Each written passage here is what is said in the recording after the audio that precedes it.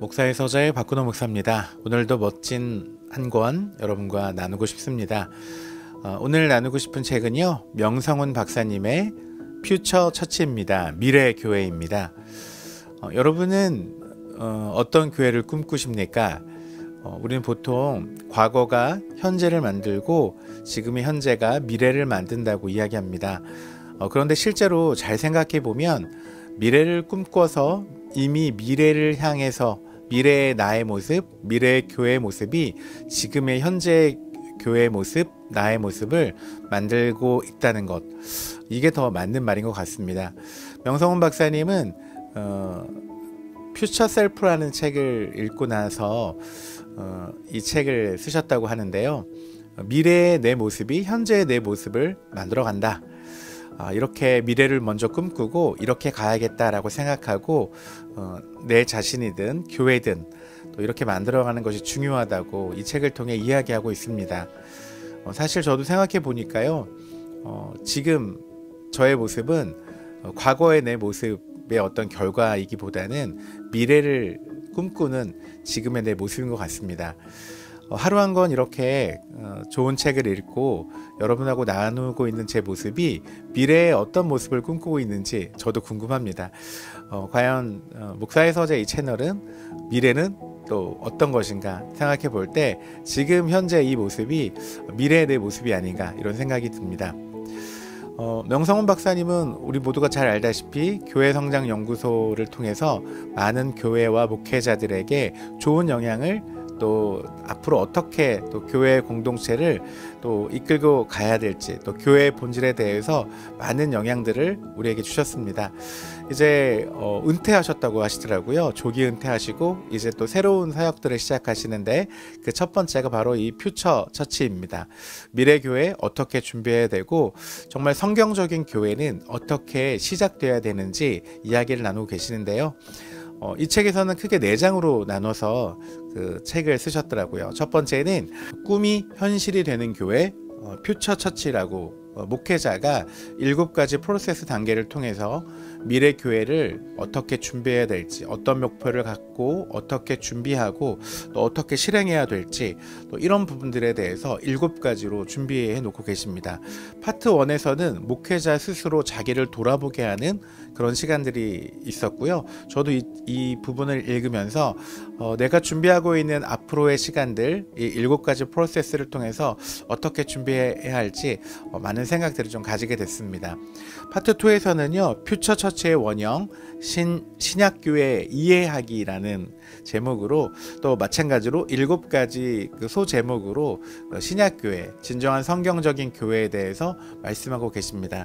특별히 가족 공동체 평신도가 사역하는 교회, 또 가정교회 이야기를 통해서 또 여러 가지 우리에게 좋은 교회, 또 신약교회, 성경적인 교회에 대해서 말씀하고 계십니다. 파트 3에서는요, 퓨처 처치로 개척하라입니다. 교회 개척이 어려운 시대, 또 교회 개척하고 난 이후에도 그 교회 공동체를 또 계속 같이 가기가 어려운 그런 시대라고 우리 모두 알고 있습니다. 그래서 진정한 교회 개척과 그 이후의 시간들을 준비하기 위해서는 역시 마찬가지로 어떻게 준비하고 또 개척교회로서 어떻게 살아내야 될지 7가지 소제목으로 또 이야기해 놓고 계십니다. 마지막으로 4번째 파트 4는요, 성장의 정체를 뛰어넘는 7가지 전략입니다. 이 7가지 전략은요, 예전에 300명 이하의 교회 성장 그 세미나에 대해서 조금 더 보충하시고 또 내용들을 정립하셔서 써 놓으신 거라고 하시더라고요. 저도 읽으면서 이런 생각이 들었습니다.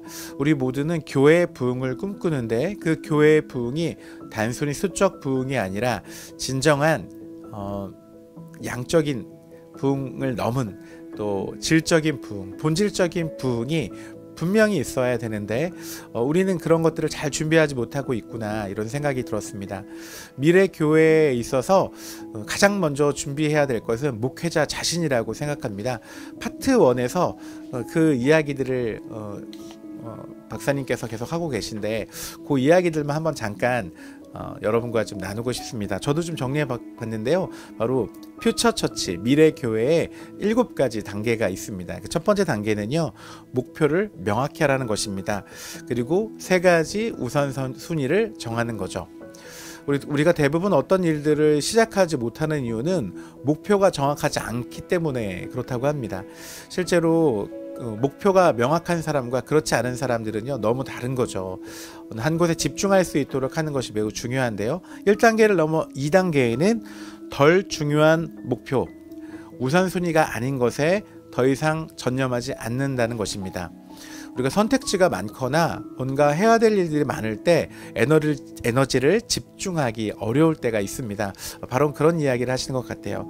또 3번째 단계는요, 믿고 나아가라.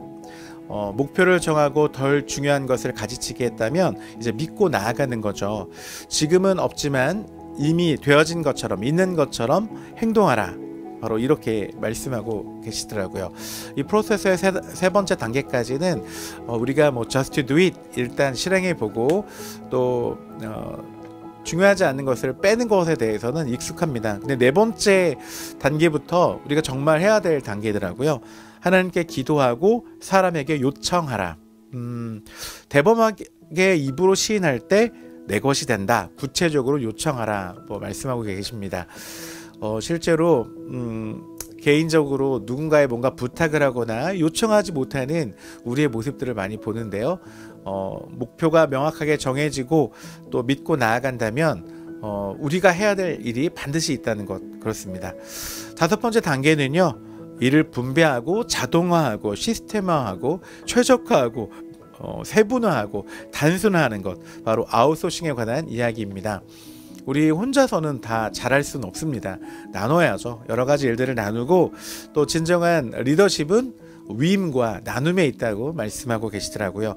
효과성이 효율성보다 더 중요하다는 것, 이 이야기를 5번째 단계에서 말씀하고 계셨습니다.